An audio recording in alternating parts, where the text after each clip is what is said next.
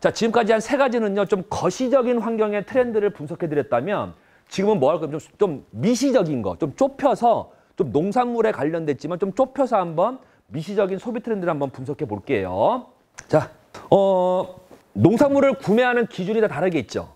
제 머릿속에 있는 구매 기준을 한번 나열해 볼게요. 믿음이 가는 광고 보고 안전한 제철 농산물, 지인 소개, 친환경, 식감이 좋은 가격, 입소문, 보기 좋은 무농약 농산물, 큰 농산물, 많이 주는 농산물, 유기농, 싼 농산물, 건강한, 신선도, 소량, 생산자, 직거래.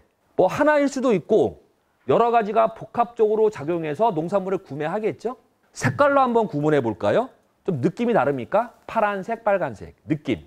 나눠드릴게요. 파란색, 빨간색, 느낌. 다르죠? 그럼 나 같으면은 파란색 쪽 농산물을 구매할 때 나 같으면은 빨간색 쪽. 실제 해보면은요, 빨간색이 확실히 많아요. 여러분들도 알게 모르게 트렌드를 따라가는 겁니다. 그렇죠? 고객의 욕구 볼게요.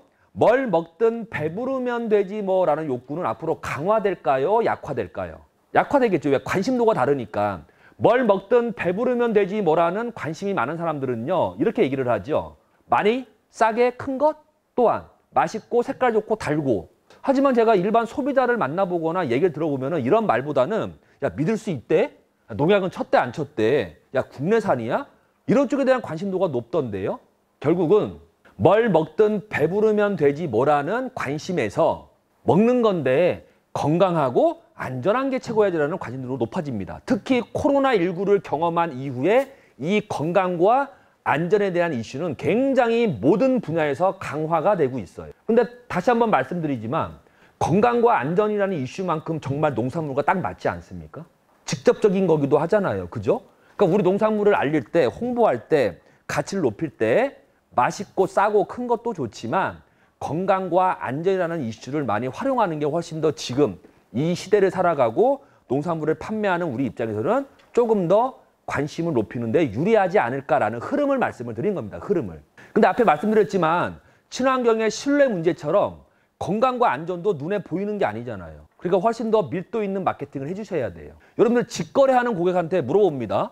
고객님은 왜 직거래하세요? 그럼 답변이 뭘로 올까요? 대부분이. 싸서요가 아니에요. 뭐라 그래요? 믿을 수 있어요라고 답변하잖아요. 그럼 왜 직거래하는 고객들은 왜 믿을까요? 그만큼 스킨십, 소통이 많이 이루어진 겁니다. 누구와? 생산자와. 소통을 통해 믿음이 쌓이는 거죠. 그러니까 이러한 건강과 안전, 친환경의 신뢰 문제는요. 눈으로 보이는 것이 아니기 때문에 우리 거 건강해요, 우리 거 믿음 이렇게 하는 것이 아니라 고객과 끊임없이 스킨십을 통해 소통을 통해 신뢰를 쌓아야겠죠. 이런 쪽으로 블로그나 SNS를 활용하고 또 요즘에 많이 하시잖아요. 농장으로 초대 많이 하시죠? 일부러 하잖아요. 예, 그런 게 다 어찌 보면 마케팅 활동입니다. 와서 모셔가지고는 좀 이렇게 좀 대접도 좀 해드리고 또 새로 나온 농산물 좀 설명도 해드리고 또 고객님들한테는 좀 찍어서 좀 SNS에 올려주세요. 다 이게 홍보 아니겠습니까? 나 혼자 하는 것보다. 그래서 많이 요즘에 초대들 하더라고요. 제가 아시는 분은 경산에서 포도농사 지시는데 1년에 2번 초대해요. 그분이 농장에다가 한옥 한 개 있어요. 한옥집 아시죠? 일부러 진 거야. 그래서 초대해서 하룻밤 주무시게 하면서 막 연주회도 해주고 막 이렇게 하더라고요. 근데 제일 높은 가격에 제일 먼저 팔려요. 잘하는 거예요, 그런 분들은.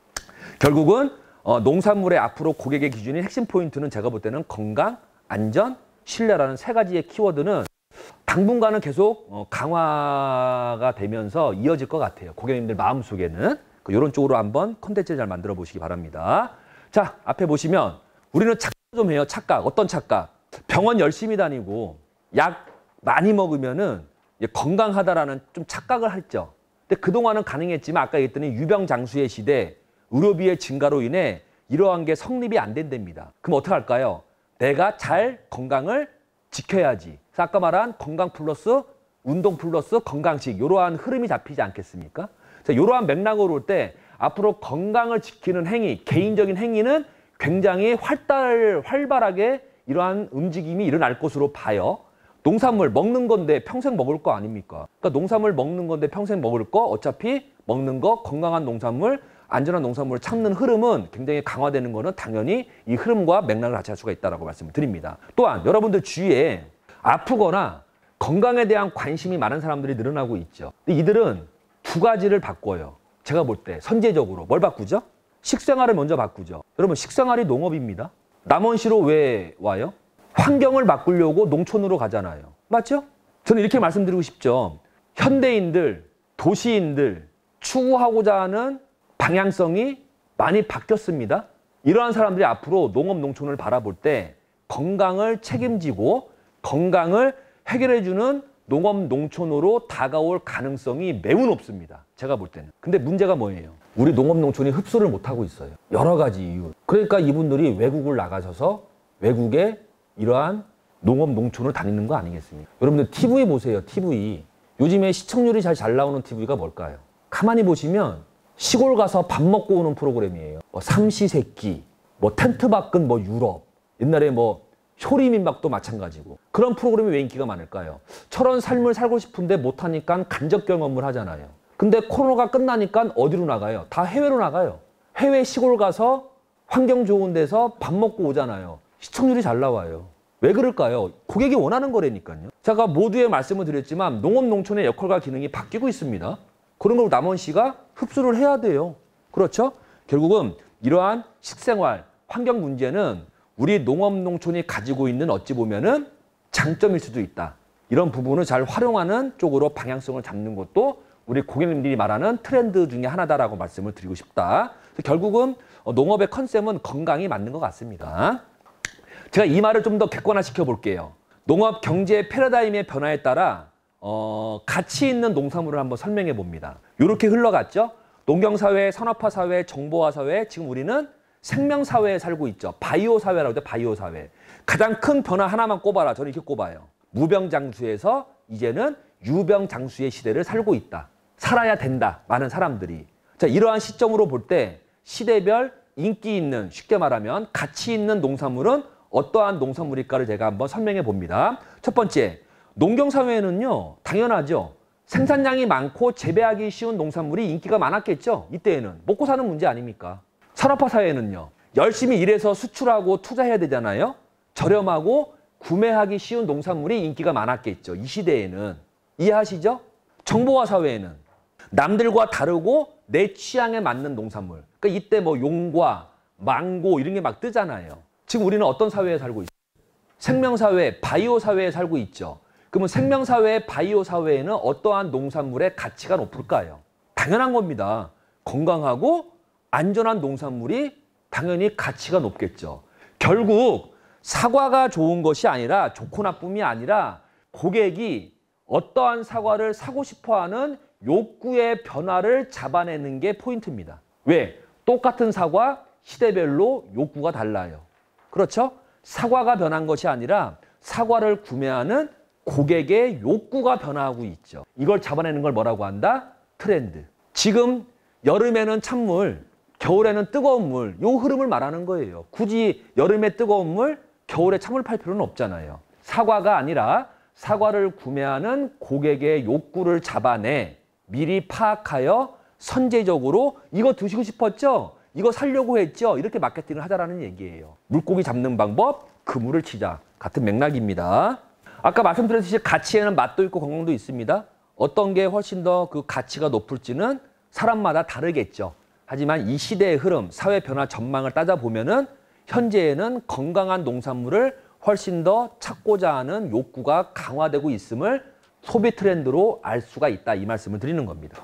시장 A와 B를 한번 분석해 볼게요. 구매 기준과 생산 방법, 형태, 판매 방법으로 한번 구분을 지어서 설명을 해보고자 합니다. 첫 번째 시장 A는요. 구매 기준, 농산물의 맛과 색깔과 모양을 중시하는 시장을 시장 A로 본 거예요. 제가. 반면 맛과 색깔과 모양이 아니라 건강과 안전을 중시하는 시장을 시장 B로 본 겁니다. 충분히 구분되시죠? 또한 생산 방법은 제가 달리 표현할 방법이 없더라고요. 맛과 색깔과 모양을 중시하는 시장을 그냥 공장화라고 설명을 할게요. 반면 건강과 안전을 중시하는 시장을 자연화라고 추구하겠죠. 그렇죠? 형태는 시장 A는 산업, 시장 B는 농업. 사실 농업도 큰 의미에서는 산업이지만 그 느낌은 다르잖아요. 마지막으로 판매 방법은 맛과 색깔과 모양을 중시하는 시장 A는 공판장 및 대형 마트 위주로 판매가 많이 되고 있죠. 반면 건강과 안전을 중시하는 시장 B는 직거래죠. 왜? 신뢰를 쌓아 소통을 해야지만 가능한 얘기잖아요. 왜? 건강과 안전은. 그럼 질문. 지금은 시장 A가 클까요? 시장 B가 클까요? B가 커요 지금? 제가 할 말이 미리 다 하셨습니다. 지금은 시장 A와 B를 비교할 때 시장 A가 훨씬 더 크죠. 하지만 질문을 바꿔볼게요. 지금은 시장 A가 크지만 앞으로 더욱더 활성화될 시장은 시장 A일까요? B일까요? B죠. 왜? 트렌드를 분석해보니까 B로 가고자 하잖아요. 누가? 고객님들이. 그러니까 지금은 시장 A가 크지만 앞으로 활성화될 시장은 시장 B입니다. 하지만 시장 A와 B는 과거, 현재, 미래에도 공존할 거예요. 내가 어디 시장으로 마켓 쉐어를 정할지는 선택의 문제입니다. 이건 옳고 그름의 문제가 아니에요. 하지만 트렌드를 분석해봤더니 시장 B로 갈 활성화 시장 확률이 높아라는 거 우리가 알 수가 있다. 결국은 개통출하냐, 직거래냐, 관행농이냐, 자연농이냐의 싸움 같아요. 이거는 옳고 그름, 다시 한번 말씀드리지만 옳고 그름의 문제가 아닙니다. 여러분들의 선택의 문제지. 하지만 소비 트렌드 분석 결과 시장 B가 더욱더 활성화될 것으로 보인 이 정도로 흐름을 잡아내는 거죠. 하지만 선택의 문제, 선택의 문제. 코로나19 시대에 새로 등장한 소비 형태를 한 4가지로 이렇게 정리해 놓은 게 있더라고요. 이것도 참고하시기 바랍니다. 첫 번째, 우리가 온디맨드 이코노미라고 하는데 한국말로 하면은 수요자 주도 마켓. 여러분, 거래의 중심은 공급자였죠. 근데 이 흐름이 바뀝니다. 만들면 사는 것이 아니라 만들어봐 내가 사줄게 라는 흐름으로 바뀌고 있죠. 이러한 시장을 우리가 온디맨드 이코노미, 이 시장이 코로나19 이후에 훨씬 더 활성화되고 있다고 얘기를 합니다. 가볍게 들으세요. 두 번째, 도모틱스는 어떤 개념이냐면 돔과 오토매틱의 합성어예요. 자동화, 4차 산업혁명이라고 아시죠? 농업은 스마트팜 이런 거. 자가 생산 소비, 농부는 농사 짓고 도시인은 소비하고 이 흐름이 깨지는 거예요. 왜? 과학기술의 발달로 서울에서도 한 도심에서도 농사를 질 수가 있다. 대표적인 게 뭐죠? 혹시 여러분들 우리가 빌딩. 예. 그쵸, 아시네요. 그쵸. 조그만 땅덩어리에 빌딩 안에서 농사를 짓는 거예요. 흔히 말하는 수직농법 그래요. 수직농법. 혹시 또 아쿠아포닉스라고 아십니까? 아쿠아포닉스. 1층은 물고기가 살고 2층은 농산물이 살아요. 지생농법, 친환경농법. 그러니까 이제는 넓은 땅에 논밭에 농사 짓는 것이 아니라 이러한 과학기술의 발달로 조그만 공간에서도 농사 짓는 수가 있다는 게 자가생산 소비. 그쵸? 저는 이 3가지보다도요, 가장 마지막에 있는 거에 대한 관심도가 높아요. 혹시 메디컬 푸드라는 말 들어봤습니까? 메디컬 푸드? 처음 들어봐요? 처음 들어봐요. 앞에 설명드린 건강과 안전을 중시하는 시대에 특히 코로나19를 경험한 이후에 그냥 먹는 것이 아니라 먹는 거 내 몸의 건강을 관리하는 욕구가 강화되고 있다. 그래서 이러한 식품을 뭐라고 한다? 메디컬 푸드라고 그래요. 영상 한번 볼게요. 영상. 이해되시죠? 메디푸드? 이 수요는 확실히 늘고 있는 건 알 수가 있다. 왜냐면 여러분들 마트 가서요, 사과 고를 때 배고프니까 사과 많이 사야지 이런 사람 없던데요. 그렇죠? 사과 고를 때 기준이 뭡니까? 나와 내 가족의 건강 아닙니까? 그러니까 사과도 어찌 보면은 메디푸드예요. 설명하기에 따라서는. 그래서 이러한 메디푸드에 대한 관심이 높아지고 있다도 여러분들 좀 참고하셔서 나중에 여러분들 사과만 재배하는 1차 원물 생산으로 끝나는 것이 아니라 가공도 하셔야 되고 심지어 3차 서비스, 심지어 6차 산업, 융복합 산업도 하라고 하잖아요. 그런 식으로 내 제품에 대한 개발과 방향성을 잡을 때 이런 메디컬 푸드 쪽으로 잡는 것도 현재의 소비 욕구에 대한 흐름을 잘 따라가지 않을까라는 말씀을 덧붙여 드립니다. 저는 이 데이터 보고 좀 놀랐는데 영양제를 가장 많이 먹는 사람이 MZ세대라고 하네요. 네? 저는 중장년층인가 했는데 MZ들이 94%가 영양제를 복용하고 있다는 내용이 있습니다. 이건 뭘 의미할까요? 그만큼 건강에 대한 관심도가 많이 높아지고 있다는 걸 우리가 알 수 있겠죠. 그렇죠? 자, 이런 말이 있습니다. 지금 우리는 건강을 팔어 돈을 버는 시대. 우리끼리 하는 말이에요. 우리 여기 도시인들, 현대인들, 직장인들끼리 이런 말을 하겠죠. 이 말에 저는 동의합니다. 또한 유병장수의 시대, 장수의 시대, 고령화 시대 이런 시대를 살면서 어떠한 농산물을 먹고 싶어 할까? 어떠한 농산물에 관심을 가질까? 이런 이슈는요, 굉장히 큰 흐름의 이슈인 것 같아요. 의성 히포크라테스라고 아시죠? 의성 히포크라테스. 서양의학의 아버지, 의사의 신까지라는 칭호를 받잖아요. 이 사람이 뭐라고 그래요? 음식을 당식물의 의사 또는 약으로 삼으시오. 음식물로 고치지 못하는 병은 의사도 고치지 못한다라는 약식동원을 주장했어요. 약식동원이 뭔 뜻일까요? 약과 식품은 원리가 같다.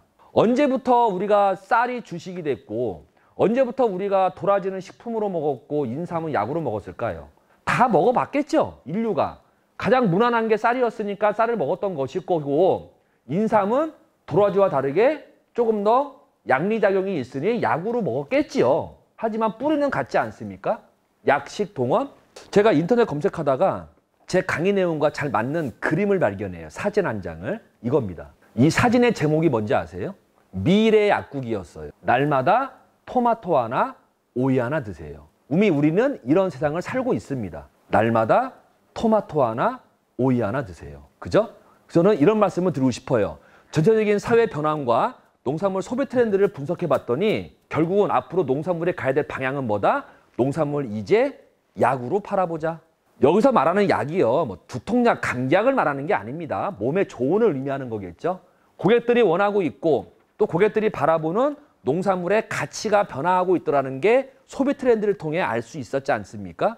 내 농산물을 먹는 식품으로 팔지 건강을 책임지는 약으로 팔지는 선택의 문제인 것 같아요. 하지만 오늘 공부했듯이 소비 트렌드를 분석해 봤더니 고객님들의 관심과 욕구는 어디로 가고 있더라? 잡히잖아요. 농산물 이제 약으로 팔아보자 라고 말씀을 드려봅니다. 참고하시기 바랍니다.